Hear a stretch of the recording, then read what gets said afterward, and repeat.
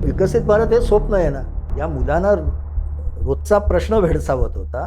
तिथून कुठेतरी तो रिस्पॉन्स आला आणि हे रीड करण्यात मोदी कमी पडले. अधिवेशन सुरू व्हायच्या पहिल्या दिवशीपर्यंत त्यांना असं वाटत होतं की आपण हे टॅकल करू शकतो, हे काही वाढणार नाही. ते मात्र तिथे त्यांचं रीडिंग पूर्णपणे चुकलं. मला देशाची चिंता आहे की नाही, मग माझा आहे का, हा जो एक परंपरानिष्ठ विचार आहे ना, तो भारतीय जनता पक्षात खूप आहे. तुम्ही जितका मोदींवर जोरात अटॅक कराल तेवढा तो कन्सॉलिडेट होतो आणि तेच त्यांना हवं असतं. हे सरकार कम्युनिकेशनमध्ये फार मोठ्या प्रमाणात कमी पडत आहे. यांचे प्रवक्ते खूप कमी पडते, आक्रमकच होतात एकदम. नरेंद्र मोदी हे कितीही केपेबल आणि सर्वात जास्त बहुमत असलेले सर्वात ताकदवान पंतप्रधान आहेत, तरी सुद्धा त्यांना नाचवणारी मंडळी मागे आहेत. फडणवीस केंद्रात जाणार, फडणवीस केंद्रात जाणार, ही जी ओरड शिवसेना आणि या सगळ्यांकडनं चालते, कारण त्यांच्या वाटचालीत फडणवीस हाच मोठा अडथळा आहे. संघाला जाणवत आहे की मोदी काय किंवा मोदी पश्चात काय. आपल्याला आपल्या पद्धतीची विचारधारा ही ठसवायची असेल या देशात, तर निदान 30 वर्ष तरी आपली सत्ता राहिली पाहिजे. नमस्कार, मी विनायक पाचलक आणि थिंक बँकच्या बिहाइंड द सीन्समध्ये तुम्हा सगळ्यांचं पुन्हा एकदा स्वागत. गेल्या 2 महिन्यात भारतातलं राजकारण वेगानं बदललं.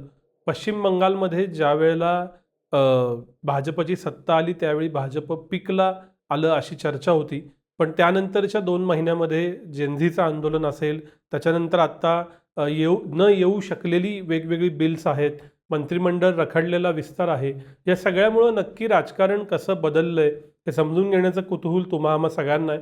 त्यासाठी पुन्हा एकदा मी थिंक बँकवरती स्वागत करतो ज्येष्ठ राजकीय विश्लेषक आणि संपादक प्रशांत दीक्षित सरांचं. स्वागत आहे पुन्हा एकदा. नमस्कार. आणि हाच प्रश्न आहे की गेल्या 3 महिन्यात जे भारताचं राजकारण बदललं, विशेषतः जेनझी आंदोलनामुळं किंवा त्याच्या अवतीभोवती, त्याच्याकडे तुम्ही कसं बघता? पहिली गोष्ट म्हणजे अबकी बार 400 पार असं म्हणून जे 2024च्या निवडणुकीत नरेंद्र मोदी कॉन्फिडंटली उतरले होते आणि त्या निकालानंतर त्यांचा ग्राफ एकदम खाली आला आणि भाजपला बहुमतही मिळवता आलं नाही आणि 240वर ते आले. मला वाटतं की ते सायकल त्या पॉईंटवर पुन्हा आत्ता सरकार आलेलं आहे.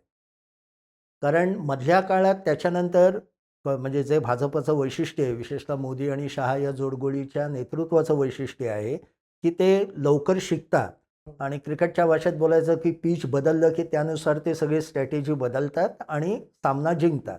तसे सामने त्यांनी जिंकले. महाराष्ट्राआधी मग दिल्ली आलं, मग बिहार आणि बंगाल, हे तर फारच मोठं अचिव्हमेंट होती जी अजूनही आहे. पण त्याच्यानंतर ऑल ऑफ अ सडन काही गोष्टींकडे दुर्लक्ष झाल्यामुळे किंवा एक विजयाची नशा चढल्यामुळे म्हणा, वास्तव काय आहे हे लक्षात आलं नाही किंवा बंगालमध्ये, बिहारमध्ये, महाराष्ट्रात आपलं गारुड आहे तसंच भारतातल्या सर्व स्तरावर आहे असं समजल्यामुळे कदाचित त्यांनी जंतर मंतरच्या जे काही चालू होतं, सुरू झालं होतं, त्याच्याकडे दुर्लक्ष केलं आणि ती मोठी लाट आहे वगैरे आपण आता म्हणतोय, कारण नंतर सोशल मीडिया आणि या सगळ्यामुळे वाढली आहे. माझ्या मते बेसिकली ती टॅक्टिकल आणि स्ट्रॅटेजिक मिस्टेक होती सरकारची.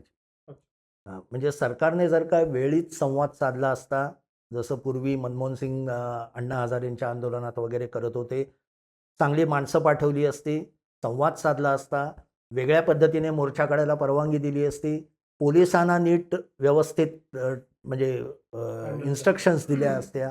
दुसरा भाग म्हणजे दुसऱ्या पातळीवर जर का तुम्हाला धर्मेंद्र प्रधानांचा राजीनामा घ्यायचा नव्हताच घ्यायचा, म्हणजे ते तर मान्यच आहे, प्रेशर खाली घेतला गेला, तर का तो घेत नाही आहोत याचं नॅरेटिव्ह तुम्ही सेट करायला हवं. अखिल भारतीय विद्यार्थी परिषदेसारखी फार मोठी संघटनाची संख्याबळाने तरी आत्ता भारतात क्रमांक 1ला आहे, क्रमांक 1लाच आहे, नुसती मोठी नाही आहे. तर ते कोणीच दिसले नाही ना आपल्याला.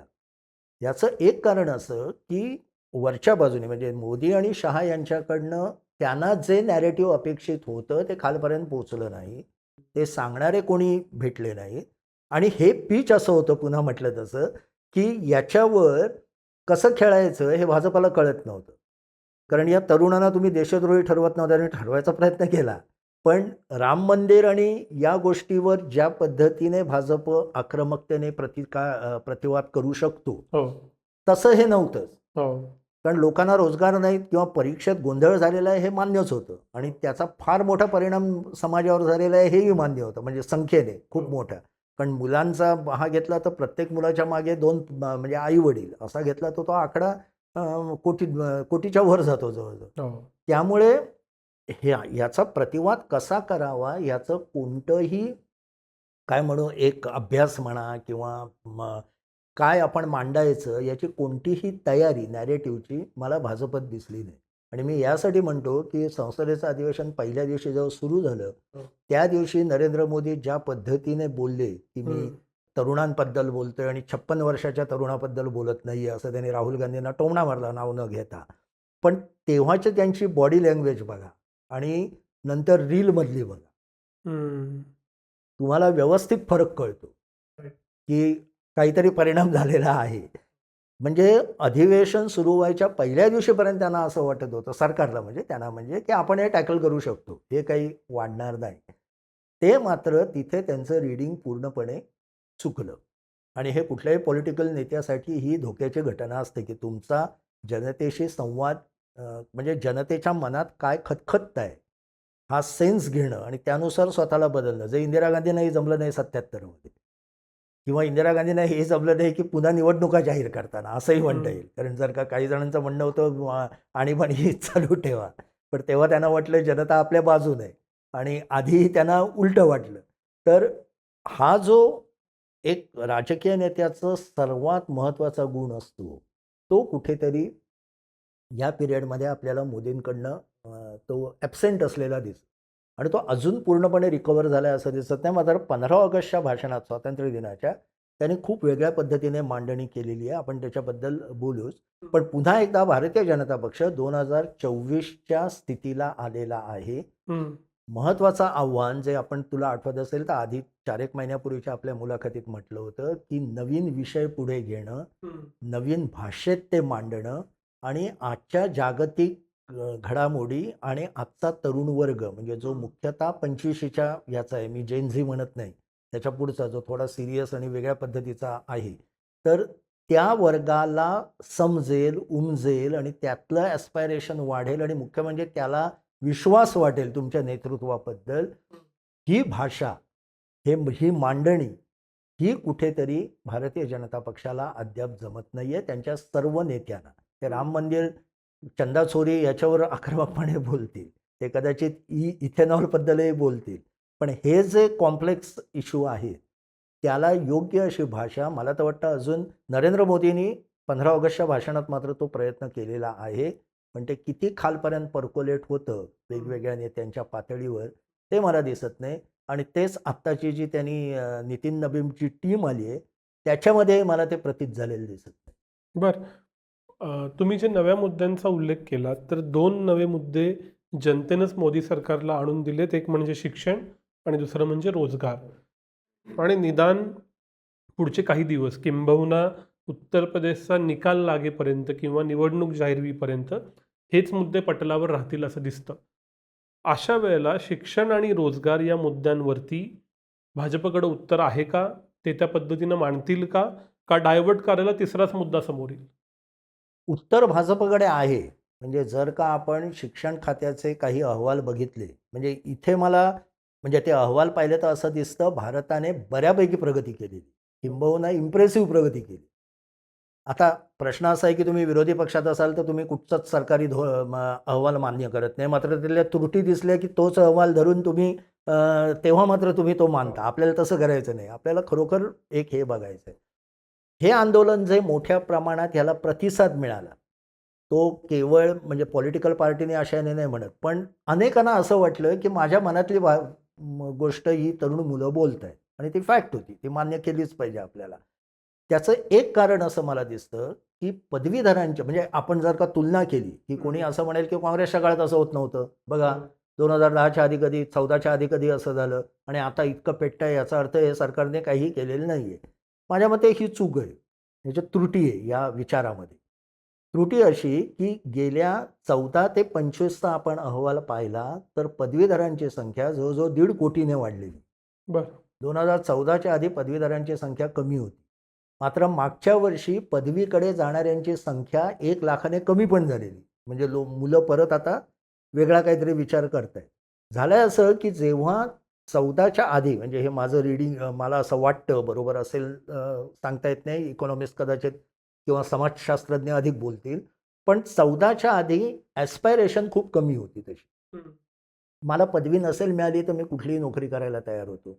जिथे मला माझं अर्निंग चालू होईल, घर चालू होईल असं कुठलंही काम करायला मला लाजही वाटत नव्हती आणि मला म्हणजे मध्यम वर्गातनं हे होतं. माझी पिढीसुद्धा तशीच आलेली आहे.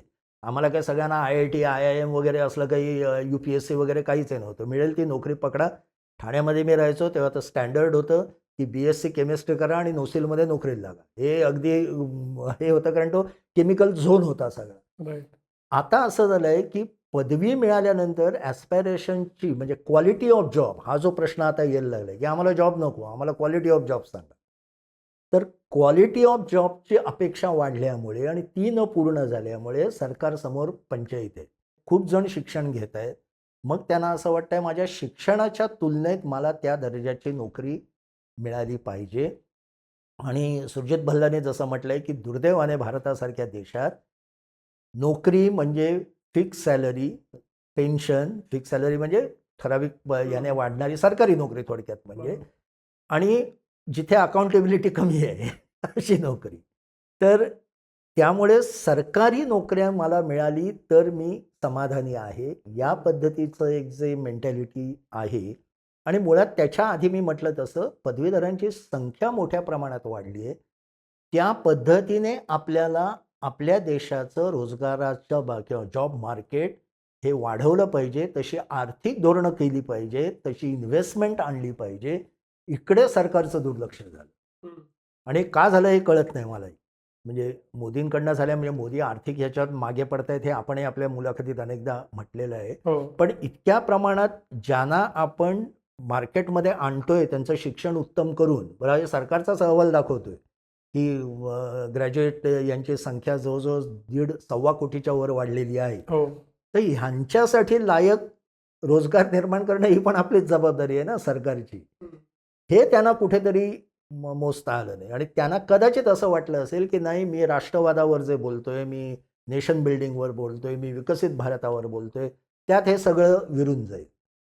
पण ते विकसित भारत हे स्वप्न आहे ना. त्यांना रोजचं या मुलांना रोजचा प्रश्न भेडसावत होता. तिथून कुठेतरी तो रिस्पॉन्स आला आणि हे रीड करण्यात मोदी कमी पडले. जसं हे रीड करण्यात मोदी कमी पडले, तशी दुसरी एक रिॲक्शन आहे का, की असं आंदोलन झालं म्हणजे अख्खी जेन झी किंवा अख्खी तरुणाई भाजप किंवा या सरकारच्या विरोधात गेली? का असंही चित्र नाही आहे? कारण एका बाजूला पहिल्यांदा या आंदोलनाला रिस्पॉन्स कमी होता, त्या विशेषतः लाठीमारानंतर वाढला. दुसरीकडं काँग्रेस छात्रों की गुंज म्हणून त्यांचं एक मोबिलायझेशन करते. ह्याला एक प्रकारे प्रत्युत्तर म्हणून तिरंगा रॅली होत आहेत भाजपच्या. ओव्हरऑलच तरुणाई आता कुणाकडं कशी झुकली असं प्रॅक्टिकली वाटतं तुम्हाला? जेन म्हणून संपूर्णतः भारतीय जनता पक्षाच्या विरोधात आहे असं माझं म्हणणं आहे. म्हणजे यशवंत देशमुखांनी जो अगदी लेटेस्ट सर्व्हे केला आहे, ज्या जंतर मंतर नंतरच म्हणजे कॉकरोच जनता पार्टीच्या आंदोलनावरच तो सर्व्हे आहे. त्यामुळे तरुणांना काय वाटतं याबद्दल ते बरंच बोललेले आहेत. त्याचे तपशील खूप आहेत. पण मुख्य असं त्याच्यात दिसतं, की अजूनही तरुणांमध्ये नरेंद्र मोदींचं स्थान हे 40% वर तरुण त्यांना नेता म्हणून मानतात. मात्र हे जवळजवळ 8 ते 10% कमी झालेलं आहे. बरं. हां, म्हणजे हेही लक्षात घेतलं पाहिजे मागच्या ह्याच्यात. राहुल गांधींचं स्थान मात्र वाढलेलं दिसत नाही. अच्छा. हां, त्यामुळे हा जो जेन हा कॉम्प्लेक्स आहे विषय. म्हणजे कॉम्प्लेक्स अशा अर्थाने तू जे म्हटलंस तसं तिरंगा रॅली आणि या पद्धतीने हे थोडेसे म्हणजे कसं आहे माहिती आहे का त्याच्यात यशवंत देशमुखांनीच ते दाखवलंय, की ज्या पद्धतीने एक राष्ट्रवाद हा विषय पण तरुणांमध्ये प्रॉमिनंटली आहे. जसं रोजगार आहे, उत्तम नोकऱ्या हव्यात, स्टेबल नोकऱ्या हव्यात, हा जसा आहे तसा राष्ट्रवाद हा पण आहे. राष्ट्रवादाला प्रायोरिटी देणारे पण तरुण मोठ्या प्रमाणात आहेत, संख्येने. हं. ते जे हे तिरंगा रॅली किंवा भाजपचं हे आहे तिकडे वळतात. आणि हा दुसरा वर्ग जो आहे ज्याला मुख्यतः आपण ज्याला म्हणून सेक्युलर गोष्टींवर त्यांना भर द्यायचा आहे आणि त्यांना आम्हाला उत्तम नोकऱ्या द्या, परीक्षा चांगल्या तऱ्हेने पार पाडा. थोडक्यात म्हणजे सिस्टीम उत्तम चालवा असा सांगणारा जो वर्ग आहे तो एक वर्ग आहे. पण त्यातला वर्ग सुद्धा नरेंद्र मोदींना जरी जाब विचारत असला तरी ते प्रश्न सोडवण्याची क्षमता विरोधी पक्षात आहे असं मानायला तयार नाही. निदान आत्ता तरी. म्हणजे कोण राहुल गांधी त्याच्यावर खूप प्रयत्न करतायत आणि त्यांचं तर म्हणणं असं आहे, मी आधीपासनं छात्रों की गूंज सुरू केलं म्हणूनच जंतर मंतरवर इतकं झालं असं ते दावा करतायत. म्हणजे काल काँग्रेस कार्यकारिणीची जी बैठक झाली त्याच्यात तर त्यांनी बातमी आली आहे की मनोज तिवारींना झापलं की मनोज तिवारींनी असं म्हटलं की अशा पद्धतीने छात्र आंदोलनं आधीही झालेली आहेत. त्यांनी मंडल आयोगापासून हे काढलं. ते म्हणाले, नाही नाही असं काही झालेलं नाही. छात्र आंदोलन छात्रों की गुंजपासून सुरू झालं. म्हणजे त्याला एक असं हा वाटतं की आपणच हे सगळं सुरू केलेलं आहे. तर तो त्यामुळे डिव्हिजन आहे तिथेही आणि त्या डिव्हिजनचाही भारतीय जनता पक्ष काही वेगळ्या पद्धतीने फायदा करून घेतोय का किंवा पॉलिटिकली आपण विचार करू.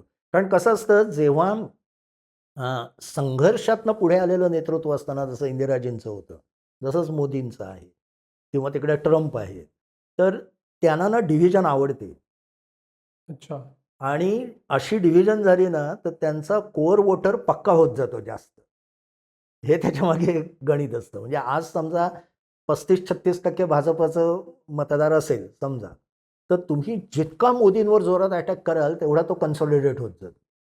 आणि तेच त्यांना हवं असतं. राईट. जसं देशमुखांनीच आधी एक 3 महिन्यापूर्वी राम मंदिराबद्दल सर्व्हे केला, तेव्हा त्यांनी सांगितलं होतं, की जर का समाजवादी पार्टीला उत्तर प्रदेशात खरोखर स्थान मिळवायचं म्हणजे सत्ता मिळवायची असेल, तर राम मंदिर आवाकाबाहेर वाढवू देऊ नका. कारण जर का तुम्ही त्यावरनं टीका करायला लागाल, तर राम भक्त जास्तीत जास्त एकत्र व्हायला लागतील. जे आपण तुला आठवत असेल 24च्या नंतर महाराष्ट्रात निवडणुकीचा विजयाचं विश्लेषण करताना म्हटलं होतं, की 24 मधला निकाल असा दाखवला गेला, की हा रामाचा पराभव आहे. हो. हा धर्माचा पराभव आहे. त्यामुळे उलटं झालं आणि लोकं जास्त कन्सॉलिडेट झाले. ती चूक उत्तर प्रदेशात होईल की काय असं देशमुख आणि या अभ्यासकांचं म्हणणं आहे. मला ते पटतं बऱ्याच प्रमाणात. तसंच इथेही जेन झीमध्ये या पद्धतीचं डिव्हिजन आहे आणि मुळात कसं आहे, की जेन झींचा उत्साह हेच त्यांचं ताकद असते. नाविन्य असतं, नवीन कल्पना येत असतात. पण ते कन्सॉलिडेट पुढे जसं वय वाढतं तसं होत जातं राईट. आणि त्यामुळे म्हणून जगात जॉब मार्केटमध्ये सुद्धा, रोजगारामध्ये सुद्धा जगामध्ये 25 ते 59 या वयोगटामध्ये रोजगाराचं प्रमाण किती आहे हे तपासलं जातं. आणि आपल्याकडे इंटरेस्टिंग बाब अशी आहे ज्याच्याबद्दल बोललं जात नाही, पण हा डेटा उपलब्ध आहे आणि हा अगदी सरकारी विरोधी ज्यांनी केलं आहे त्यांच्याकडेही तोच डेटा आहे. तर संख्या तशीच आहे, की 25 पर्यंत आपल्याकडे बेरोजगारीचं प्रमाण हे काही ठिकाणी 40% पर्यंत काही राज्यांमध्ये आणि बऱ्याच ठिकाणी 12 ते 15% पर्यंत आहे, जे मोठं आहे. 15 ते 25 या वयोगटात. या वयोगटात. पण 25 ते 65 या वयोगटात आपण गेलो, तर ते एकदम 1% वर येतं. अच्छा. त्यामुळे आणि असं जगात कारण माणसं सेटल्ड होत जातात. काहीतरी ॲस्पायरेशन 85 नंतर कमी व्हायला लागतं. वास्तवाचे चटके बसायला लागतात. आपल्याला काय करायचं आहे, कसं करायचं आहे समजायला लागतं. घर चालवायचं आहे. आता नोकरी मिळेल ती घ्यायला पाहिजे. त्याच्यात आपण मग स्किल डेव्हलप केलं पाहिजे हे कळायला लागतं आणि त्यामुळे आपोआप एक रोजगाराचं हे होऊ लागतं. आता 1% पर्यंत येणं हे जगातले अनेक जण म्हणतात ते रिमार्केबल आहे भारतात. पण पुन्हा म्हटलं तसं ते सॅलरीड जॉब नाही. रोजगार आहे. चांगला पैसा आहे. काही कमी पैसा आहे असंही नाही आहे. पण ही जी कन्सेप्ट आहे ना, माझा पी-एफ जमा होणार, माझा काय म्हणतात पेन्शन येणार आणि मी काम किती करो न करो मी ॲन्सरेबल अकाउंटेबिलिटी कमी असणार. या पद्धतीची सरकारी नोकरीची एक डेफिनेशन आहे. ती इथे पूर्ण होत नाही आणि त्यामुळे तरुणांना वाटतं की मी अस्वस्थ आहे. दुसरं एक छोटं उदाहरण देतो. मी जेव्हा ग्रॅज्युएट झालो 81 मध्ये त्या काळात खरोखर तुला सांगतो सरकारी नोकरी नकोशी होती. बरं. सरकारी नोकरीत कोण जाणार? पगार किती कमी आहे. तिथे काय नुसते बसून राहायचं, हे करायचं. खाजगी क्षेत्रात अ, वाव आहे. आपण मेरिट दाखवलं, कर्तृत्व दाखवलं तर वरच्या पोस्ट आहेत, हे आहेत. ही एक ठाम समजूत होती. म्हणजे माझ्या घरात तर कोणीच सरकारी नोकरी केली नाही. कारण सगळेजण खाजगी आणि प्रॉस्पर झाले. व्यवस्थित हे झाले. ही सर्वत्र होती. म्हणजे आता उलटं झालंय, की आता तुम्हाला सरकारी नोकरी अत्यावश्यक वाटते, कारण खाजगी क्षेत्रात रोजगार वाढत असला तरी त्याला स्थिरता नाही आहे. तिथे अनेक घडामोडी होत आहेत, टेक्नॉलॉजीमुळे बदल होत आहेत. त्यामुळे ते जे अप्स अँड डाऊन्स आहेत, जे अमेरिकेने सहन केले, ते सहन करण्याची मानसिकता अजून आपल्याकडे नाही आहे. पण कमिंग बॅक टू तुझ्या मूळच्या ह्याच्यात, की असाही एक वर्ग आहे, जो ॲस्पायरेशनल आहे, ज्याला वाटतंय हे सरकार आपल्यासाठी काम करतंय, याची जी नवीन धोरणं आहेत त्यातनं आपण प्रॉस्पर होऊ शकतो. म्हणून नरेंद्र मोदींनी उदाहरण दिलं ते स्पेस कुठली ती स्पेस कंपनी कंपनी बेंगलोरची. बंगलोरची, की ज्यांनी पहिल्याच झटक्यात कक्षेत आपला उपग्रह नेऊन बसवला, विच इज फंटास्टिक वर्क. तर तो जो वर्ग आहे, तो वर्ग पुढचा आपला मतदार करायचा, त्याच्याकडे जास्त लक्ष द्यायचं असं, आणि यांच्याकडे दुर्लक्ष करायचं नाही, पण लक्ष जास्त त्याच्याकडे द्यायचं. इकडे नरेंद्र मोदींचं फोकस दिसतोय आणि तो त्यांच्या 15 ऑगस्टच्या भाषणात पण आपल्याला दिसतो. मी 15 ऑगस्टच्या भाषणाकडे येतो, पण त्याच्या आधी जेनझीचा उद्रेक होणं, त्याच्यावरती एक प्रकारे बॅकफूटला जायला लागणं, ही तर एक बाब आहेच. पण ओव्हरऑलच मोदी सरकार बॅकफूटवर गेलेलं दिसतं. 12 वर्षात पहिल्यांदा पब्लिक डिमांडवरती राजीनामा घ्यायला लागणं, आणि दुसरं जे एक वलय किंवा भीती नरेंद्र मोदी आणि विशेषतः अमित शहांबद्दल होती, ती कमी झाल्याचं दिसणं. अमित शहांनी 3 आठवडे संसदेत उत्तर न देणं, शेवटपर्यंत संसदेत न बोलणं, ह्या सगळ्यामुळं पॉलिटिकली भाजप आणि विशेषतः मोदी आणि शहा हे खूप बॅकफूटवर गेलेत असं वाटतं का? 100%. 100% माझं मत तसंच आहे. आणि याला बेसिक कारण जो पहिल्यापासून आपण एक भाजप आणि संघाचा एक जो लॅक्युना म्हटलं, पूर्वीपासून आपण बोलतोय याच्यावर, ते म्हणजे संवाद करण्यात असलेली कमी. आपण नेहमी म्हणतो, मला नेहमी हे सांगावंसं, आवर्जून सांगावंसं वाटतं, की भारतीय जनता पक्षाचं 2019 नंतर मोदी सरकारचं, विशेषतः स्वतः नरेंद्र मोदींचं सुद्धा सर्वात मोठं नुकसान कुठचं झालं असेल तर ते म्हणजे त्यांनी त्या अरुण जेटली यांचं निधन. जेटली यांच्यासारखी व्यक्ती, खरी तर भारतीय जनता पक्षासारख्या पक्षाला निदान 5-6 जेटली हवे, जे काँग्रेसकडे पूर्वी होते. म्हणजे काँग्रेसकडे जेटली नव्हते, पण अशा पद्धतीचं हो. काम करणारे लोक होते. ते बंद झाल्यानंतर विरोधी पक्षांसह वेगवेगळ्या स्तरावर जे संवाद सत्र होतात, हं. ती संघाचे भागवत घेतात, हे घेतात, पण ते सगळं एकमार्गी असतं. ज्याला जेन्युइन संवाद म्हणतात. जो जेटली असं म्हणायचे, की जो जेवणातनं मुख्यतः होतो. हं. म्हणून त्या म्हणायचे, जेवायला बोलवा आणि गप्पा मारा. कारण त्यातनं तुम्ही मोकळे होत जाता. तो संवाद या सरकारने कायम गमावलेला आहे. आणि त्यांच्या दुर्दैवाने म्हणू, म्हणजे त्यांचं निवडणुकीतलं सुदैव, पण व्यक्तिगत यातलं दुर्दैव असं, की विजय मिळत गेल्यामुळे अशा संवादाची गरजच काय? या पद्धतीची मानसिकता तयार झाली. त्यामुळे तुम्ही जर का तुम्ही म्हणा, म्हणजे हे जे विधेयक आपण म्हटलं डिलिमिटेशन, ते अत्यंत आवश्यक आहे. कारण आपण हे बघतोय, की इतके अवाढव्य मतदारसंघ, लोकसंख्या, इतके कुठल्याही खासदारांची तुम्ही मुलाखत घ्या, ते म्हणतील, अहो मतदारसंघ इतका मोठा आहे, एका टोकाहून दुसऱ्या टोकाला जाणं एका दिवसात शक्य होत नाही. संवाद कसला साधता आणि एवढी संख्या आहे. आपल्या पुण्याच्या भोवती पण तसंच आहे. त्यामुळे डिलिमिटेशन अत्यावश्यक आहे का? अत्यावश्यक आहे, हे सगळं मान्य करतात. तरी ते का होऊ शकलं? हं. तुम्ही 50% म्हणता, पण तुम्ही कागदावर आणत नाही. मग त्यासाठी DMK बरोबर जसा संवाद हवा तसा करत नाही. तर मी सांगतोय ना, म्हणजे एक हे कसं, की मला देशाचं कळत नाही का? मला देशाची चिंता आहे की नाही? मग माझा आहे का? हा जो एक आपल्या जुन्या ह्याच्यात जो होता, वडिलांचा ऐकायचं किंवा वडिलांनी आजोबांचं ऐकायचं, हा जो एक परंपरानिष्ठ विचार आहे ना, तो भारतीय जनता पक्षात खूप आहे. आणि त्यामुळेच इथे हे जे झालं, की तुम्हाला म्हणजे ठीक आहे, खूप ॲरोगंटली मोदीं इतकेच ॲरोगंटली राहुल गांधी पण वागले, असं व्यक्तिगत माझं मत आहे. म्हणजे ज्या पद्धतीने मेरी मर्जी, मला यांचं भाषण ऐकायचं नाही, मी म्हणतो तेच झालं पाहिजे. This is not a way to function in democracy. डेमोक्रेसीत दोन्हीकडनं हे लागतं. पण तसं सांगणारी व्यक्तीच तुमच्याकडे नसेल. म्हणजे काँग्रेसलाही पसंत नाही आहे राहुल गांधींनी काय काय हे केलं ते. CWCच्या कालच्या मीटिंगमध्ये ते काही जणांनी इनडायरेक्टली ध्वनित केलं.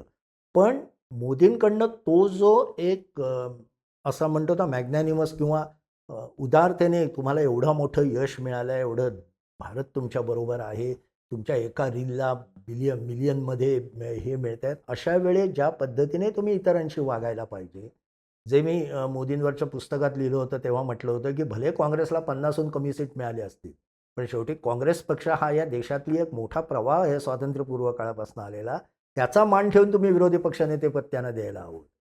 ही तुमची कृती तुम्हाला उंच घेऊन गेली असती. तर त्याऐवजी तुम्ही नियम, काटेकोर नियम, संसद यातनं चालत नाही. संसदेला नियम अत्यावश्यक असतात, याच्यात वाद नाही. पण संसद ही मुख्यतः देवाणघेवाणीवर चालते. त्यामुळे कुठे नियमांना मुरड घालायची, कुठे जास्त जसं हे आहे की शहानी म्हटलं असतं, ठीक आहे तुम्ही काय गोंधळ घालायचा तो घाला, मी येऊन माझं स्टेटमेंट करणार. तर ते रेकॉर्डवर आलं असतं ना. तुम्ही तुमचे प्रवक्ते सतत सांगतायत की पॅलेट गनने कोणी मेलेलं नाही. मग पॅलेट गन म्हणजे पॅलेटच्या गोळ्या गेल्या कशा? काय झालं नेमकं? कुठेतरी त्याच्यावर एक लेख आला होता की ते म्हणे अश्रुधुराच्या नळकांड फुटलं तरी या पद्धतीच्याच पोलीस अधिकाऱ्यांचाच मोठ्या कुठेतरी लेख आला होता.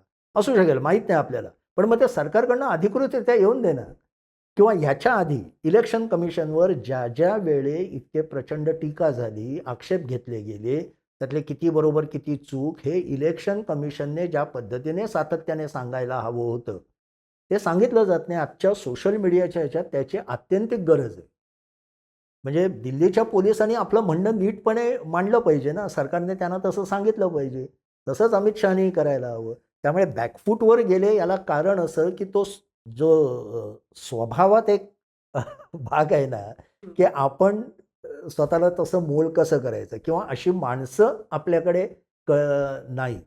म्हणजे मी मुद्दाम म्हणतो कारण मी तो कालखंड पाहिलेला आहे की नरसिंह राव आणि मनमोहन सिंग यांना 91 ते 95 या काळात ज्या पद्धतीच्या राजकीय आव्हानांना तोंड द्यावं लागलं, तसं कोणालाही लागलं नाही असं माझं मत आहे. आणि मी दुसरं कधी आपण बोलू तेव्हा दाखवूनही दे. 3 वेळा अविश्वासाचे ठराव आले. अल्पमतातलं सरकार. आणि इतकी मोठी झेप घेतली, इतके म्हणजे ड्रास्टिक चेंजेस करून दाखवले. याचं कारण असं, कोणाशी कोणाला बोलायला पाठवायचं आणि त्याचं मन वळवायचं. ही नॅक नरसिंह रावांकडे इतकी जबरदस्त होती. जी ज्याबाबत ते म्हणजे कुठे वाजपेयींचाही उपयोग करून घ्यायचा विरोधी पक्षातला, कुठे चंद्रशेखरांना बोलतं करायचं आणि कुठे कुठल्या माणसाकडे कोणाकडे चिदंबरमना पाठवायचं किंवा चिदंबरमकडे कोणाला मन वळवायला पाठवायचं, हे जे सगळं लागतं ना, ते या सरकारमध्ये खूप कमी. त्यामुळे हे सरकार कम्युनिकेशनमध्ये फार मोठ्या प्रमाणात कमी पडत आहे. यांचे प्रवक्ते खूप कमी पडते, आक्रमकच होतात एकदम आणि एकदम दुसऱ्याला देशद्रोह किंवा याच्यातच नेऊन बसवतात. हे कुठेतरी आता त्यांना बदलावं लागणार आहे. कारण आता तुम्ही सतत मागच्या चुका सांगून चालणार नाही. आज तुम्ही 12 वर्ष काढलीत ना, आता तुम्ही तुमच्याबद्दल बोला, ते वेगळ्या पद्धतीने बोला आणि मुख्यतः संवाद करणाऱ्यांची अशी फळी हा करा. आणि इथे ना अनुभव म्हणून मगाशी म्हटलं तसं ना, एबीव्हीचे लोक काय करत होते जंतर मंतरच्या वेळे, कोणीच कसं त्यांच्याशी संवाद साधायला जाऊ शकलं नाही. बरं नंतर तुम्ही इतके खाली उतरलात की हे कोण आपला कॉकरोच जनता पार्टीचा दिपके आणि त्याचे रांका आणि हे त्यांच्याबरोबर तुमचा राष्ट्रीय अध्यक्ष माजी अध्यक्ष गेला बोलणी करायला आणि पंतप्रधान कार्यालयातला मंत्री गेला. ह्या इतक्या मोठ्या पोस्ट आहेत. म्हणजे मी यांचा अनमान नाही करत आहे दिपकेंचा नाही, पण आधीपासनं जर का राज्यमंत्री म्हणजे समजा पासवान यांचं मुलाला पाठवलं असतं तुम्ही किंवा तेजस्वी सूर्याला पाठवलं असतं किंवा म्हणजे ते जे तरुण तुमचे आहेत त्यांना पाठवलं असतं. ते झालंच नाही ना. पुन्हा आता जे हे सांगतायत वांगचूक की ते त्यांनी चांगली सूचना केली होती की मी उपवास सोडतोय आत्ता, पण याचं डिक्लेरेशन आपण सर्व विरोधी पक्षांना बोलवून तिथे करू. तसं झालं असतं तर राहुल गांधीची पंचायत झाली असती. ते पण तुम्ही केलं नाही. रात्रीच ते जाहीर करून टाकलं. मी कसं हे जे मॅनेज करण्याचं एक हे आहे ना आणि त्यातनं स्मार्टनेस दाखवायचा, हे कुठेतरी आता ते हे करायला हवं आहे. आणि तो संवाद साधायला अरुण जेटलींसारखा व्यक्ती आता मला तरी दिसत नाही त्यांच्या याच्यात आहे का. आहे तर आपल्याकडे त्यातल्या त्यात देवेंद्र फडणवीस ती भूमिका बजावू शकतात. त्यांनी महाराष्ट्रात ते दाखवलं आहे ज्या पद्धतीने. जसं मी अनेकदा तेव्हाही उदाहरण म्हणत होतो ना, जंतर मंतरच्या वेळी आपल्याकडे मराठा आंदोलनाच्या वेळी फडणवीस पहिल्या दिवसापासून माणसांना पाठवत होते. हम्म. कोण ना कोण जरांगेंशी संवाद साधत होतं. कधी मंत्री असतील, कधी दुसरे असतील, कोणी सामाजिक हे असतील, पण चालू होतं ते. अण्णा हजारेंच्या वेळी आपल्या विलासराव देशमुखांनी तसंच केलं होतं. हे झालंच नाही दिल्लीमध्ये. हा फार मोठा लॅकुना आहे. जागतिक पातळीवर उत्कृष्ट संवाद साधतात म्हणून मोदींचं कौतुक होतं. होतंही, आपण अनेक करार करतोय. ट्रम्पबरोबर पण होत आहेत किंवा इतर होत आहेत. पण डोमेस्टिक पॉलिटिक्समध्ये भाजपचा संवाद किंवा संघाचा संवाद हा एकमार्गी झालेला आहे आणि तो मोठा लॅकुना भाजपसमोर आहे. तुम्ही आता शेवटच्या वाक्यात संघाचा उल्लेख केलात. पहिल्यांदाच संघानं थेट उघड भाजप विरोधी भूमिका घेतली एक प्रकारे. IIMUNच्या कार्यक्रमात मोहन भागवत स्वतः बोलले. असंही म्हणतात की आत्ताची जी भाजपची कार्यकारिणी नवीन आली आहे त्याच्यावर संघाचं वरचष्मा आहे. असा आहे का? संघाचा आता रोल काय असेल? संघाच्या 100रीत जेव्हा हे सगळं घडतंय तेव्हा काय विचार संघ करत असेल? संघाना गोंधळात टाकणार आहे आपल्याला. मला म्हणालात तसं की एक संघाने म्हणजे भागवतांनी मोदींचे कान टोचले असं आपण तेव्हा हे केलं. माझा त्याच्यावर पूर्ण विश्वास नाही तसा. कारण माझं रीडिंग जे काय आहे ते संघ म्हणजे मोदी आणि भागवत हे अत्यंत हातात हात घालून काम करतात. माझ्या मते म्हणजे चर्चा होऊनच हे ठरलेलं असावं की तुम्ही एक संघाच्या संपूर्ण परिवाराला किंवा त्यांची जी ट्रोल आर्मी आहे त्या सगळ्याला एक संदेश द्या आणि मी माझ्या वतीने जो संदेश द्यायचा आहे तो 15 ऑगस्टच्या आहेत ना ते. आणि तसं आपल्याला दिसतं ते परस्पर पूरक आहेत दोन्ही. हे त्यांनी 15 ऑगस्ट ऑफकोर्स सरकारचंही असल्यामुळे त्या पद्धतीने दिलं आणि इथे भागवतांनी सामाजिक आणि या अंगाने दिलं. कारण मला आश्चर्य भागवतांच्या ह्याच्यात हे वाटलं की त्यांनी त्यांचे जे 5 कलमं ठरवलेली आहेत त्याच्यात व्हॅल्यूज विशेषतः आपल्या पारंपरिक कौटुंबिक मूल्य याला खूप महत्त्व दिलं आहे. त्याच्याबद्दल ते जोरकसपणे तिथे बोलले नाही. ते बोलले असते तर त्याचा अधिक परिणाम झाला असता असं मला वाटतं तिथल्या म्हणजे त्या कार्यक्रमामध्ये. पण त्यांनी संघ लिबरल होतोय असं दाखवलं नसलं तरी लिबरल होण्याच्या दिशेने जातोय किंवा कोणी लिबरल असेल तर संघाचा त्याच्याशी फारसा काही दुरावा असण्याचं किंवा त्यांच्याबद्दल द्वेष असण्याचं कारण नाही. हा मेसेज दिला आणि तो देणं अत्यंत आवश्यक होतं आणि किंबहुना ते स्ट्रॅटेजिकली गरजेचं होतं. जे भागवतांनी केलं जे ते 2010 पासून करतायत.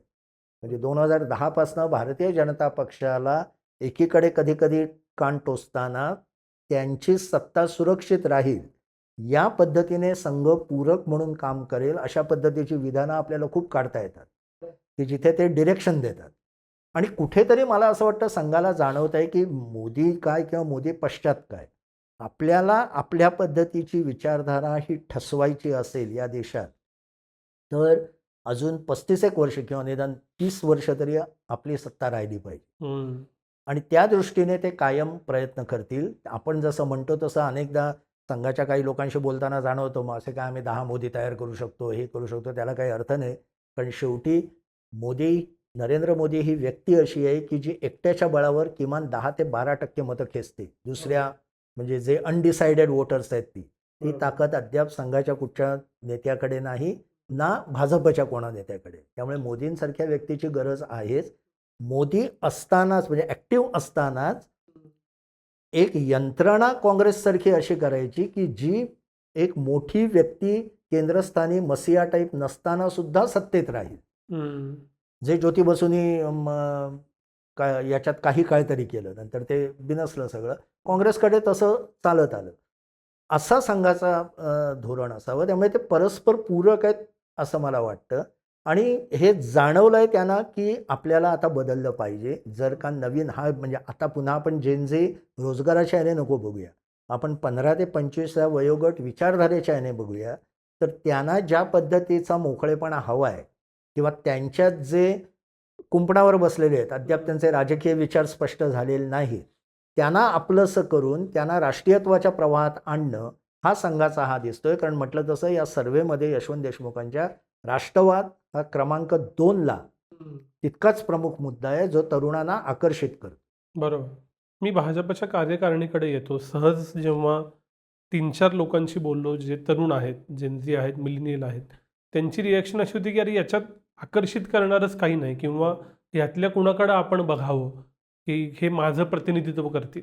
नितीन नवीन तरुण आहेत, या सगळ्यांची काय ॲव्हरेज एज कमी आहेत. पण ते अट्रॅक्शन निदान लोकांशी बोलल्यावर प्रायमरी दिसलं नाही. मग ही भाजपची नवी कार्यकारिणी खरंच तरुण आहे का? का राजकीय पुनर्वसन खूप लोकांचं आहे. अगदी वसुंधरा राजेंचं दिसतंय त्याच्यामध्ये, राम माधवांचं दिसतंय. काय लॉजिक दिसतं? मगाशी आपण जे म्हटलं संवाद हा मोठा लॅक्युना आहे ना, तसं भारतीय जनता पक्षासमोर आत्ताचं एक मोठं आव्हान जे दिसत नाहीये, पण जे अनेक जे अभ्यासक आहेत त्यांच्या लक्षात आलेलं आहे, ते म्हणजे उच्चवर्णीय वर्ग. उच्च वर्ग हा भाजपपासनं थोडासा नाराज झालाय. सरकला नाहीये अद्याप. पण तो नाराज झालाय, तो उदासीन झालाय आणि तो उदासीन झाला तर निवडणुकीत मोठा फटका बसेल असं यांना वाटतंय. कार्यकारिणीची जर का आपण वयोगट आणि संपूर्ण त्याचं हे पाहिलं, त्याच्यात 2 गोष्टी दिसतात. एक तर जिथे निवडणुका आहेत त्यांना प्राधान्य दिलं आहे. पंजाब म्हणा, उत्तर प्रदेश म्हणा, हे केलेलं आहे. हो. पण त्याचबरोबर हा जो उच्च वर्गाला आकर्षित करणारे काही नेते आहेत, की त्यांच्यात काम करणारे आहेत, त्यांना जवळ केलेलं आहे. म्हणजे धर्मेंद्र प्रधान यांचा राजीनामा घ्यावा का? असा सी वोटरने सर्व्हे मेच्या आधी केला होता, जंतर मंतर पेटण्याच्या आधी. एन-डी-एच्या मतदारांपैकी 70% मतदारांनी सांगितलं होतं राजीनामा घ्या. बरं. एन-डी-एच्या. याचं कारण काय? धर्मेंद्र प्रधान यांनी यू-जी-सीसाठी जो निर्णय घेतला, ज्यात ओ-बी-सीना त्यांनी अधिकार दिले, जे उत्तर भारतातल्या उच्च वर्गाला अजिबात पटलेलं नाही आणि त्याचं प्रतिबिंब बांकीपूरमध्ये दिसलं. बांकीपूरमधला पराभव मोठा अनपेक्षित नसला, तरी डिफरन्स जर का आपण पाहिला, हो. तर आणि अगदी प्रशांत किशोर यांचं वलय लक्षात घेतलं तरीसुद्धा प्रशांत किशोरांनाही एवढा डिफरन्स अपेक्षित नसेल. याचा अर्थ जे काय म्हणतात शीतावरनं भाताची परीक्षा हे अगदी म्हणजे काय शब्दशः घ्यायचं नसलं, तरीसुद्धा कुठेतरी तो वर्ग विचार करायला लागलेला आहे, जो ठामपणे भारतीय जनता पक्षाच्या बरोबर होता. याला पूरक म्हणजे दुसरा भाग म्हणजे चंदाचोरीचा प्रकार, जिथे श्रद्धेला धक्का बसला. हं. आणि त्याच्यावर जे काही करायला हवं होतं, ज्या पद्धतीने स्विफ्टली ते केलेलं दिसलं नाही. विशेषतः म्हणजे सगळ्या ट्रस्टने लगेच राजीनामा दिला असता, समर्थन न करता. आणि मग तुम्ही चौकशी करा, मग कोणाला पकडायचं ते पकडा, त्यांना जेल करा. तसं झालं नाही. हे 2 प्रश्न आणि या दोन्ही प्रश्नावर नरेंद्र मोदी काही बोलले नाही. मुळात म्हणजे यू-जी-सीच्या आपले याच्यात तो जो बदल केलेला होता कॉलेजेस आणि याच्यात, ते का केलं हेच अनेकांना कळलं नाही. म्हणजे त्याची काही डिमांड नव्हती. बरोबर. एस-सी-एस-टीने काही डिमांड केली नव्हती, ओ-बी-सीने केलेली नव्हती. ओ-बी-सी वर्गाला म्हणजे ओ-बी-सी मतदारांना खुश करण्याचा तो निर्णय होता, पण त्यातनं त्याचं जे डिव्हिजन झालं आहे पुढे, तो मोठा धोका आहे आणि या कार्यकारिणीत ते एक सांभाळायचा प्रयत्न दिसतो. दुसरा भाग असा, की जरी जेन-झेचा आंदोलनाला इतकं महत्त्व असलं, तरी शेवटी म्हटलं तसं मुख्य मतदार आपला हा 30च्या पुढचा आहे.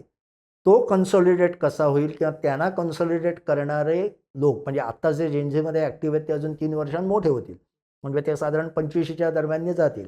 भले तो मतदार आपल्याला सर्वंकष मिळाला नाही. मगाशी म्हटलं तसं त्याच्यातही डिव्हिजन आहेच. पण आपला फोकस जो काही असणार तो 30 ते 75 या मतदारांवर जास्त ठेवायचा. कारण तो स्टेबल आहे मतदार आणि त्या मतदाराला चांगलं वाटेल, योग्य वाटेल अशा पद्धतीने किंवा त्या मतदारात ज्यांची उडबस आहे, असे नेते घ्यायचे. हा एक भाग. राम माधवांच्या बाबत मी जे वाचलेलं आहे त्यात राम माधवांचं आणि अमित शहांचं अजिबात पटत नव्हतं.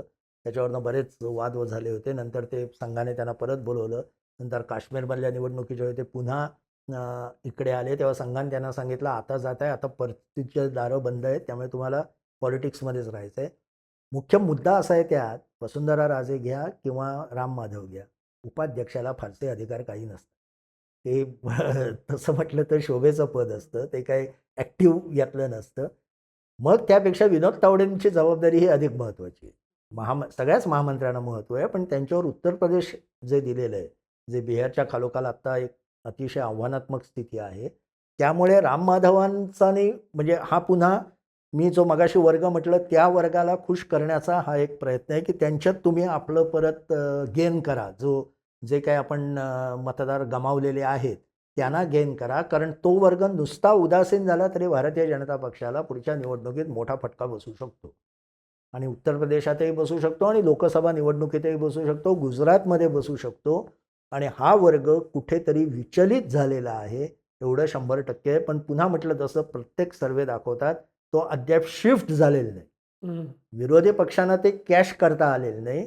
तो एकतर उदासीन राहतोय किंवा तामिळनाडूतल्या विजयसारखं एकदम जे नवीन कुठलाही माणूस येईल त्याच्या मागे सटकन जाईल. जे तामिळनाडूत DMK आणि अण्णा DMK दोघंही स्ट्रॉंग होते, म्हणजे संघटनात्मक दृष्ट्या सुद्धा. पण तिथे ज्या पद्धतीने विजयने एकदम उडी घातली, तो फिनॉमिना भारतात अनेक ठिकाणी होऊ शकतो. त्याची धास्ती संघाला, भाजपला जास्त आहे आणि काँग्रेसलाही आहे. कारण काँग्रेस वर्किंग कमिटीच्या कालच्या बैठकीत कन्हैया कुमार यांनी हा मुद्दा मांडला की आपली स्पेस जेनझी घेत आहे किंवा CJP घेत आहे, असं त्यांचं म्हणणं होतं, जे राहुल गांधींना पटलं नाही. बरोबर. तुम्ही विनोद तावडेंचा उल्लेख केलात म्हणून अर्थात विनोद तावडेंना उत्तर प्रदेशची जबाबदारी मिळाली, मोठी गोष्ट आहे. पण याचा अर्थ भाजपच्या एक पद एक व्यक्ती धोरणानुसार ते आत्ता तरी केंद्रात मंत्री होताना दिसत नाहीत, राज्यात महाराष्ट्रात मुख्यमंत्री म्हणून येताना दिसत नाहीत. या दोन्ही गोष्टी विनोद तावडेंबद्दल घडतील अशा चर्चा खूप होत्या. अशा वेळेला विनोद तावडेंनी महासचिव म्हणून राहून उत्तर प्रदेशच्या प्रभारीपद घेणं त्याच्याकडे कसं बघायचं या कॉन्टेक्स्टमध्ये? त्यांच्या करिअरच्या दृष्टीने खूप मोठी जबाबदारी. बिहारमध्ये त्यांना पूर्ण श्रेय दिलं गेलं नाही. त्याचं एक कारणही होतं, कारण बन्सल आणि दुसरी मंडळी पण बघत होती, विशेषतः यादव, आपले पहिलं नाव विसरलो, त्यांचं काम भूपेंद्र यादवांचं काम होतं. इव्हन यांचं धर्मेंद्र प्रधानांचं काम मोठं होतं. जसं धर्मेंद्र प्रधानांच्या बाबत अनेक जण म्हणतात एक मोठी चूक झाली, ते म्हणजे त्यांना केंद्रात मंत्री करायच्याऐवजी ओरिसाचं मुख्यमंत्री केलं असतं. तर आज जी ओरिसात भाजप परत जरा हलायला लागलं आहे ते झालं नसतं. कदाचित करतीलही पुढे, माहीत नाही. पण आता त्यांच्यावर इतका हा झाला आहे की लगेच मोठं पद देतील की नाही शंका आहे. तर विनोद तावडेंना संघटनात्मक बांधणीतनं एक जी ताकद मिळते, जी अमित शहाना मिळाली होती. अर्थात अमित शहा आणि तावडे अशी मी तुलना करणार नाही, कारण अमित शहांवर मोठा विश्वास आणि वरदहस्त मोदींचा आहे अजूनही. त्या दोघांचं काम करणं इतकं एकमेकांना पूरक आहे आणि ते खऱ्या अर्थाने त्यांचे सेनापती, म्हणजे ते संवादात कमी पडतात, पण एकदा टास्क दिली की पूर्ण करणं हे त्यांचं एक वैशिष्ट्य आहे. त्यामुळे विनोद तावडेंना उत्तर प्रदेश जर का पुन्हा मोठ्या संख्येने म्हणजे उत्तम तऱ्हेने विजयी मिळाला तर विनोद तावडेंचं सरकारमधलं, आपले पक्षातलं स्थान खूप वाढेल, ज्याचा त्यांना पुढच्या 29 नंतरच्या काळात काय उपयोग होईल तो बघायला लागेल आपल्याला. कारण 29 नंतर काही बदल अपेक्षित आहेत असं पंतप्रधानांच्या 15 ऑगस्टच्या भाषणात जाणवतं. तर तेव्हा आपण जे म्हणत होतो की महाराष्ट्रात सत्ता म्हणजे वेगळी जबाबदारी येईल का, तर मला ती शक्यता 29 नंतर वाटते. थोडक्यात म्हणजे तावडेंनी ही परीक्षा पास करा, याच्यात तुमचं कर्तृत्व परत दाखवा. बिहारमध्ये दाखवलं तसं इथेही दाखवा. अर्थात योगी आदित्यनाथला त्याचं श्रेय मोठं जाणार, यांना काय पूर्ण दिलं जाणार नाही, कारण इथे बन्सल पण आहेत, म्हणजे जे मुख्य भाजपचा सगळा ताकद जी आहे संघ आणि भाजपमधली, ते बन्सलही उत्तर प्रदेशमध्ये ॲक्टिव्ह आहेत. मागच्याही निवडणुकीत ते ॲक्टिव्ह होते. अमित शहाना जेव्हा आपण श्रेय देतो तेव्हा बन्सल यांना तिकडले लोक तितकंच श्रेय देतात. पण तरीसुद्धा विनोद तावडेंचं स्थान पक्षामध्ये, संघटनेमध्ये विशेषतः वाढेल, ज्याचा फायदा त्यांना 29ला जर का भारतीय जनता पक्षाचं सरकार परत आलं तर त्यामध्ये होऊ शकतो. आणि तेव्हा देवेंद्र फडणवीसांची जबाबदारी किंवा रोल कदाचित बदलू शकतो.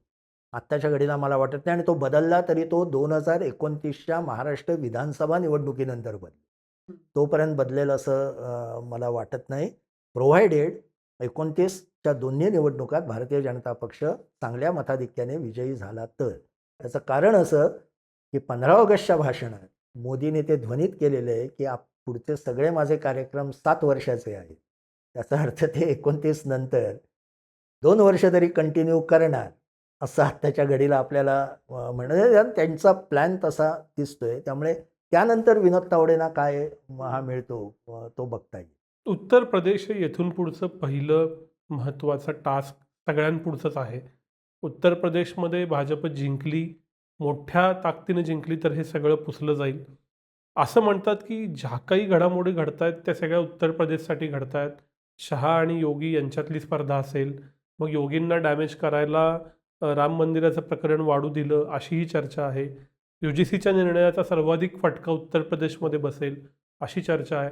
अशा वेळेला ही जी भाजपतली अंतर्गत स्पर्धा आहे, ही कशी इव्हॉल्व्ह होतीये आणि उत्तर प्रदेशच्या निवडणुकीत काय घडेल असं आत्ता वाटतं तुम्हाला? उत्तर प्रदेशची निवडणूक जास्तीत जास्त राम मंदिराबरोबर जातीच्या इक्वेशनवर न्यावी यासाठी अखिलेश यादव प्रचंड प्रयत्न करतात आणि त्यांना त्याच्यात काँग्रेसची साथ हवी आहे. पण काँग्रेस मदत करायला तयार आहे, पण काँग्रेसला 100च्या वर जागा हवी आहे. जे काय अखिलेश यादव द्यायला तयार नाहीत, कारण ते त्यांना आत्मघातकी वाटतं. म्हणून हे मी म्हटलं जातीच्या याच्यावर परवा राहुल गांधींनी ओबीसींचा मुद्दा परत पुढे काढला हम्म. आणि ओबीसी मतांवर काँग्रेसचं लक्ष आहे हे दाखवून दिलं आहे की ओबीसींचे तारणहार म्हणून आम्हीच आहोत, जे काँग्रेसने. आणि त्याने मागे एकदा म्हणाले होते की ओबीसींकडे आम्ही दुर्लक्ष केलं मंडलाच्या याच्यानंतर आणि त्याचा मोठा फटका काँग्रेसला बसला, असं त्यांनी हे केलं. कारण काँग्रेस पहिल्यांदा उच्चवर्णीय म्हणजे उत्तर प्रदेशचा विचार केला तर ब्राह्मण आणि दलित मुस्लिम ही काँग्रेसची अगदी पक्की मतपेढी होती. त्यापैकी ब्राह्मणही सरकले, ओबीसीही सरकले आणि ओबीसीतल्या यादव वगळून छोट्या छोट्या जातींचं उत्कृष्ट एक काय म्हणू मोळी ही अमित शहा आणि बन्सल यांनी मानली आणि त्याचा त्यांना मोठा फायदा झाला. आता तिथे ठाकूरवाद आणि ओबीसी हा आलेला आहे, कारण हे ठाकूर आहेत याचा. आणि ओबीसींपैकी काही जाती छोट्या छोट्या या काँग्रेसकडे वळलेल्या आहेत, असं 2024ची लोकसभा निवडणूक दाखवते.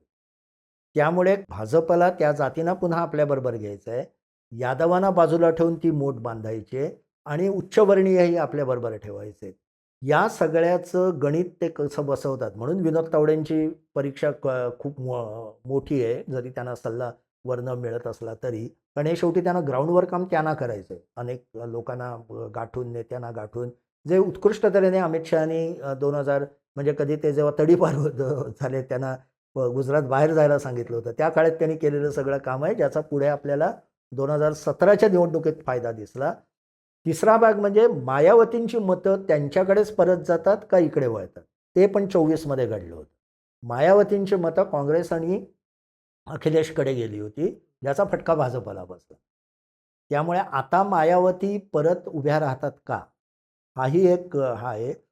योगींच्या बाजूने जाणारे सर्वात मोठे हे जरी मुद्दे असले तरी महिला वर्गाला मिळालेली सुरक्षितता, लॉ अँड ऑर्डर हा एक खूप मोठा पॉझिटिव्ह फॅक्टर उत्तर प्रदेशात आहे असं सगळे सांगतात, जो फॅक्टर बंगालमध्येही महत्त्वाचा ठरला. महिला वर्गाला तुम्ही 1500 रुपये 2000 देण्यापेक्षा त्यांना सिक्युरिटी ही सर्वात मोठी असते आणि त्या आई मुलींपासून प्रत्येक घराघरात ती पोचलेली असते. योगींचा तो मोठा एक प्लस पॉईंट आहे. करप्शन बऱ्यापैकी कमी केलं आहे, तो एक प्लस पॉईंट आहे. यादवांची दादागिरी बिहारमध्ये जशी होती तशी इकडली मोडून काढली, तो एक आहे. आणि इन्फ्रास्ट्रक्चरवर त्यांनी प्रचंड काम केले, जे लोकांना दिसतं आहे. म्हणजे अनेक ठिकाणी त्यातनं टुरिझम वाढलं आहे, त्यातनं अनेकांचे बिझनेस वाढलेत. म्हणजे आत्ता मध्ये एका सर्वेमध्ये होतं की 2024मध्ये अयोध्येमध्ये पराभव झाला. याचं कारण तिथल्या लोकांना असं वाटलं की आम्हाला फक्त पैसे दिले पण पुढे काहीच झालं नाही. पण आता गेल्या 5 वर्षात तिथे त्यांचा बिझनेस एवढा वाढला आहे की त्यांना त्याचं महत्त्व आहे, कॉरिडॉर केला, हे केला, याचं महत्त्व कळायला लागलं. ते खरं असेल समजा तर त्या अंगाने विचार केला तर तिथलं चित्र बदलू शकतं आणि तिथल्या निवडणुका पुढे योगीने जिंकलेल्या पण आहेत. म्हणजे जरी फैजपूरला लोकसभेत पराभव झाला असला तरी. त्यामुळे योगी फॅक्टरचं हिंदुत्व, योगी फॅक्टरचं एक काय म्हणू दबंगगिरीने काम करण्याची पद्धत, त्याचे दिसणारे परिणाम, लॉ अँड ऑर्डरचा परिणाम आणि इन्फ्रास्ट्रक्चर हा परिणाम, हे भाजपच्या बाजूने आहेत. आणि दुसऱ्या बाजूला मात्र दलित, ओबीसीमधल्या छोट्या जाती आणि मुस्लिम प्लस यादव आणि मायावतींचा डाऊनफॉल, याचा सगळ्याचा फायदा काँग्रेसला होतो का. पण सगळ्या गोष्टी काँग्रेस किती कॅश करते याच्यावर पण आहे. पण काँग्रेसने ओबीसीचा विषय घेतला आहे, जो अखिलेश यादवना कितपत आवडेल आवडणार नाही माहीत नाही. आणि त्यामुळे खूप कॉम्प्लेक्स निवडणूक आहे. भाजपवाले मात्र असं म्हणतात की 100% आम्ही जिंकणार. आत्तापासून त्या मूडमध्ये आहे. बरोबर. शेवटचा टप्प्यातला प्रश्न की ह्या सगळ्याच्या पार्श्वभूमीवर नरेंद्र मोदींचं जे official in a way statement आलं ते 15 ऑगस्टचं भाषण होतं. नरेंद्र मोदींच्या 15 ऑगस्टच्या भाषणाचं विश्लेषण कसं करावं? अशी स्वातंत्र्य दिनाची भाषणं किती महत्त्वाची असतात? त्याच्यातून जी दिशा मिळते, खरंच त्या दिशेनं काम होतं का? काय सांगाल? तसं हे भाषण खूप महत्त्वाचं होतं आणि याचं ॲनालिसिस जितकं व्हायला हवं तितकं झालं नाही. शेखर गुप्ताने मात्र एक चांगलं त्याच्यावर काम केलं असं मला त्यांचंच फक्त दिसलं. बाकी कोणाचं सगळ्यांनी, कारण जेन झीच्या ह्याच्यात इतके आपण रमलेलो होतो. पण जेन झीचा परिणाम म्हणजे मगाशी म्हटलं तसं वेगळा तरुण मला माझ्याकडे आकर्षित करायचा आहे, जो एंटरप्रेन्योर आहे. मुख्यतः आपण असं ब्रॉडली म्हणू, जो एंटरप्रेन्योर सेल्फ एम्प्लॉईड आहे आणि जो स्वतः काहीतरी करायचं म्हणतोय, सुशिक्षित आहे, तो भाजपकडे खेचायचा किंवा पक्का करायचा.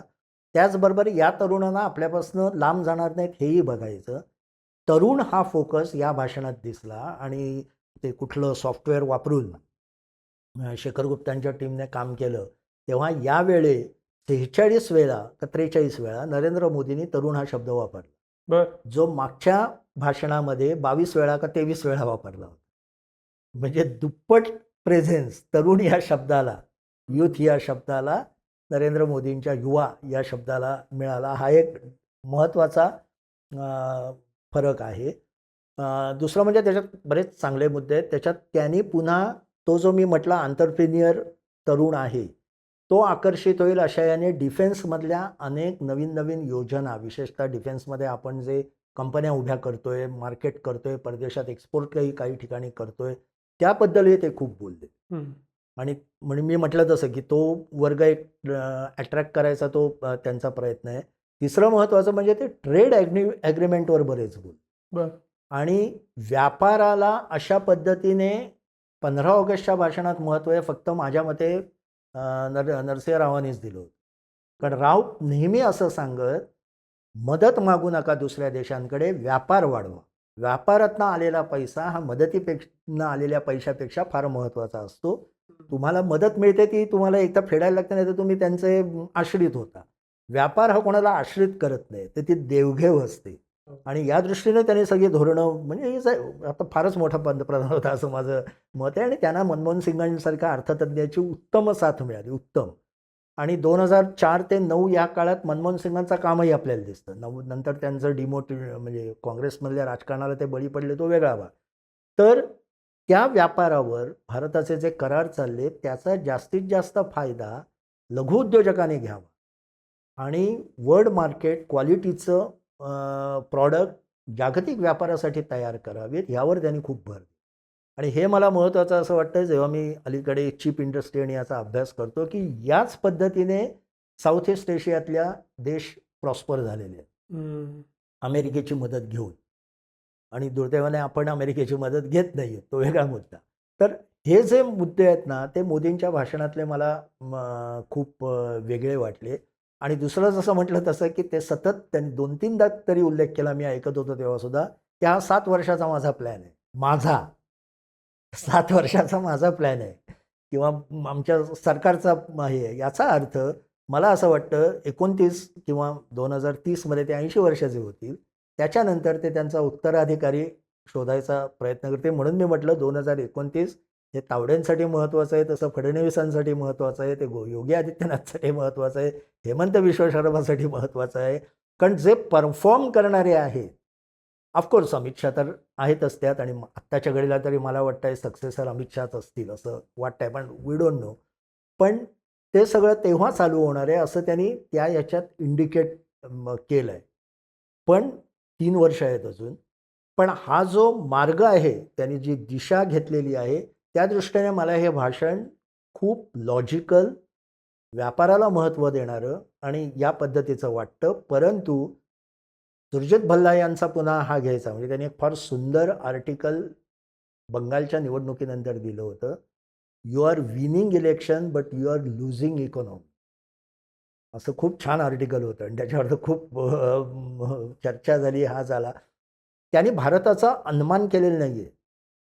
सुरजित भल्ला वारंवार सांगतायत की आणि मलाही ते मान्य आहे की भारताची प्रगती ही कानाडोळा करावा अशी बिलकुलच नाही. विशेषतः कोविडनंतर किंवा आत्ता युक्रेनच्या युद्धानंतर किंवा आत्ता इराणच्या युद्धानंतर सुद्धा जी सस्टेनेबिलिटी आपल्या इकॉनॉमीने दाखवली आहे 6% वगैरे, ती काही म्हणजे काय म्हणू ती क्षुल्लक म्हणावी असं नाही आहे.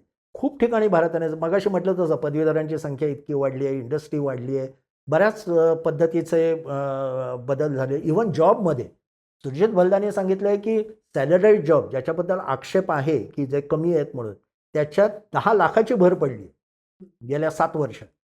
हा खूप मोठा आकडा आहे, पण डिमांड इतकी मोठी आहे त्यामुळे ते हे होत आहे. तरीसुद्धा इकॉनॉमीत आपण कमी पडतो. भल्लानी असं म्हटलं होतं की आत्ताच्या गतीने आपण काम करत राहिलो तो विकसित भारत 2047ला होणार नाही, तो 2075ला होईल. इतकं त्यांनी पुढे दिलं. तर हे डीप स्टेट त्यांनी असा शब्द वापरला होता. ते डीप स्टेट इंडस्ट्रीचं आहे, ब्युरोक्रॅट्सचं आहे मुख्यतः. आणि हे दोघांचे हितसंबंध त्यांना आड येईल असं कुठलंही धोरण ते राबवू देत नाहीत बड्या इंडस्ट्री आणि यांनी.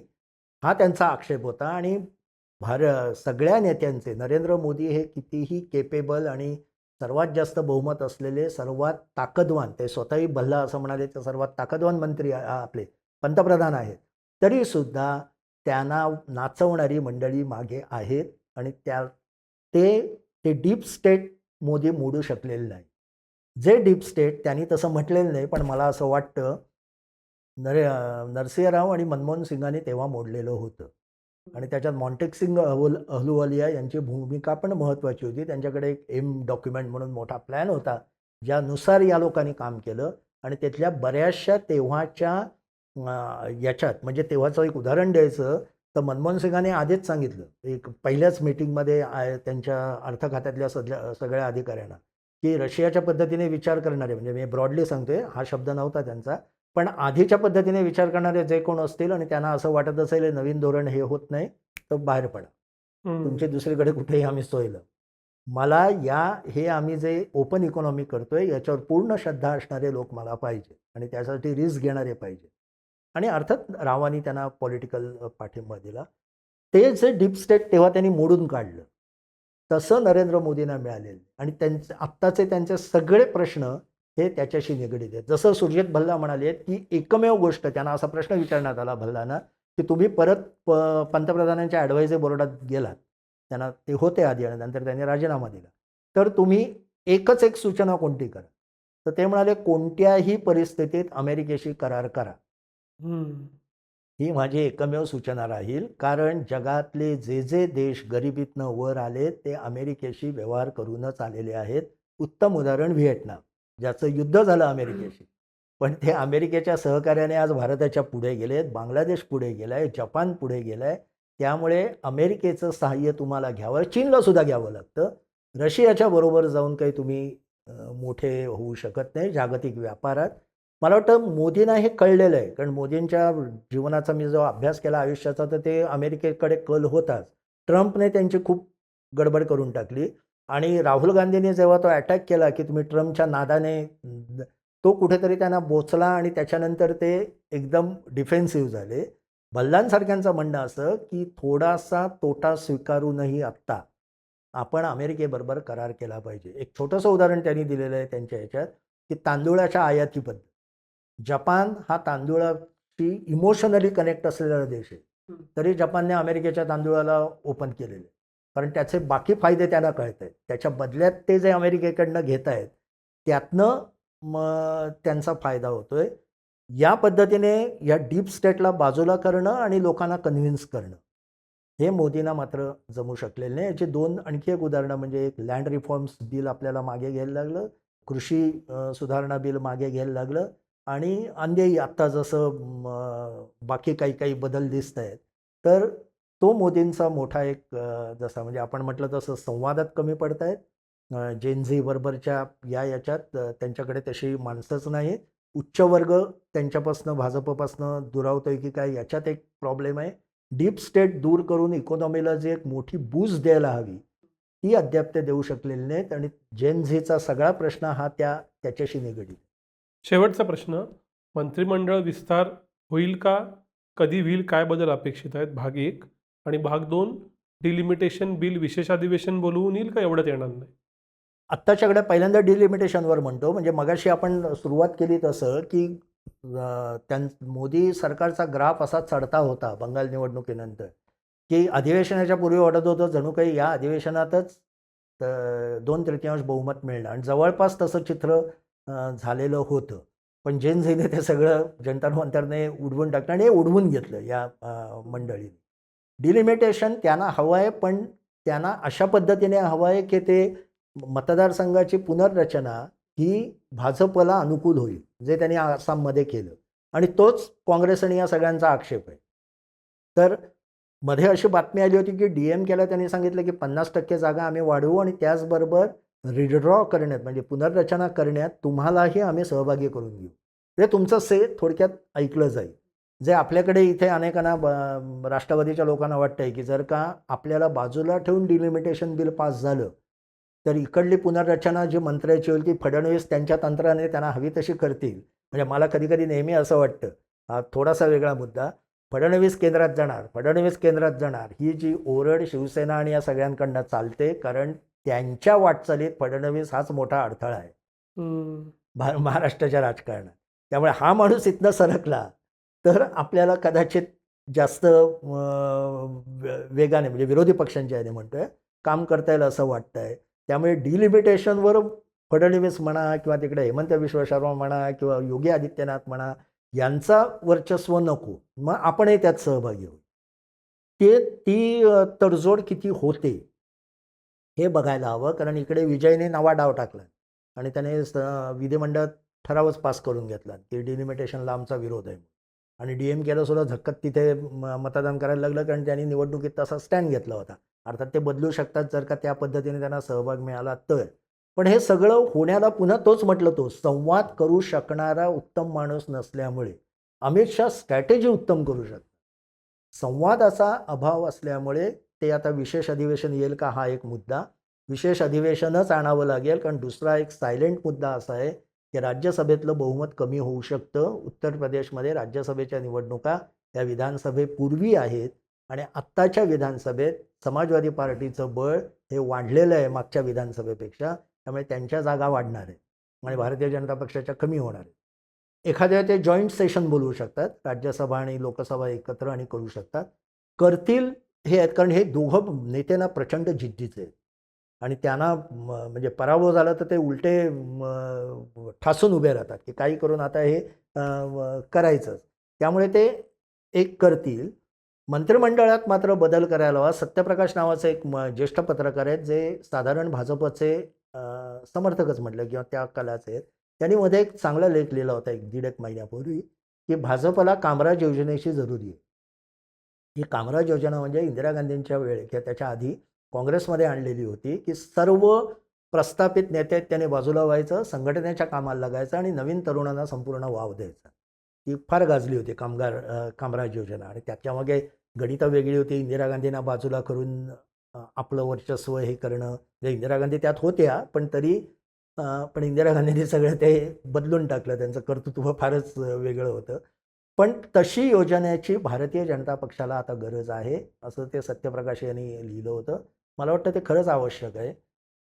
जेनझीपेक्षाही 30-40 पर्यंतचे मतदार जे जवळजवळ 350 मिलियन म्हणजे किती 35 याच्यापर्यंत जाणार आहेत, त्यांना आकर्षित करेल असे चेहरे जसे पूर्वी प्रमोद महाजन होते, सुषमा स्वराज होत्या, नितीश कुमार होते, मी वाजपेयींच्या काळात म्हणतो, जॉर्ज फर्नांडिस काही प्रमाणात होते, पूर्ण नाही, पण ही मंडळी तर होतीच. अरुण जेटली होते तेव्हा, मोदी स्वतः वेगळ्या पद्धतीने होते. अशा पद्धतीचे वेगवेगळे चेहरे, वेगवेगळ्या बुद्धिमत्तेचे, वेगवेगळ्या शैलीत काम करणारे आणि सहज समाजात जाणारे, अशा पद्धतीचे चेहरे पुढे आणणं, या अर्थाने मी कामराज योजना म्हणतो, ही गरजेची आहे. त्यामुळे तो मंत्रिमंडळ विस्तार करावा लागेल. फक्त एफिशियन्सी उपयोगी पडणार नाही. Efficiency with connect, youth connect म्हणा किंवा एकूण मतदारांशी कनेक्ट म्हणा, अशी माणसं आणायला लागतील.